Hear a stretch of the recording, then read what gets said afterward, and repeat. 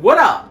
And welcome to another episode of From the Script to the Screen, Fire Force Edition. Episode 10 of Season 3 is out now. So as always, you guys already know, gotta give a shout out to the creator, Atsushi Ohkubo, and studio, David Productions. I gotta start off by saying I was wrong because they covered Chapter 206 at the end of Episode 9.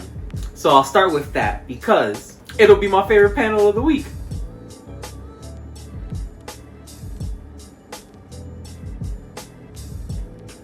Right off the bat, shout out to Sho and Shinra because we know that they had one of the best battles of the series so far. Sho is very powerful and we already know what Shinra could do.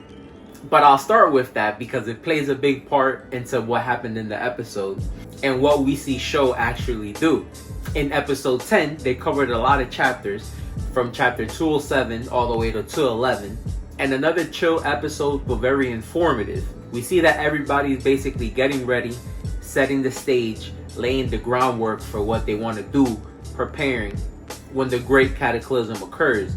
Sho, experiencing an adorable link with Shinra, finally remembers who he is and wants to go have a conversation with him. So I'm excited for that because hopefully the homie joins along. We get some funny scenes with him trying to leave because he keeps running into people from the white clad army.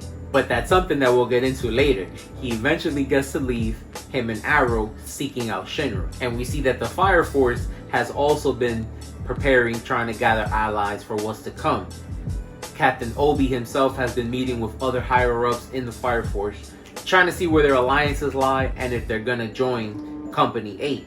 So it was nice to see that Company 8's not by themselves and they did get some powerful people to join along with them. And in the midst of all this, we see that Scope, one of the talking animals that Shinra ran into on the other continent, has came all the way to Tokyo to give him a message. He basically came to tell him that the Lady in Black has come to the realization that the Great Cataclysm is inevitable, but they don't actually know what's going to happen when it occurs. They know that the planet is supposed to be turned into a ball of fire, but what does that exactly mean? They don't know. But at least now they know that they do have to prepare for something big.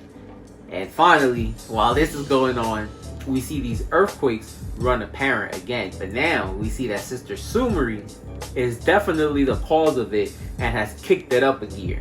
We see some other white-clad members step in, and something that they did skip, but I'm pretty sure they might throw in later on, was some backstory on one member in particular, white-clad member Yona, but I'm sure they'll explain it later. And we see that Sister Sumeri finally raises a pillar out of nowhere, so we'll have to see what happens next week.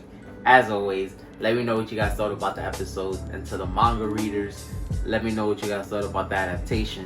Till next time, peace.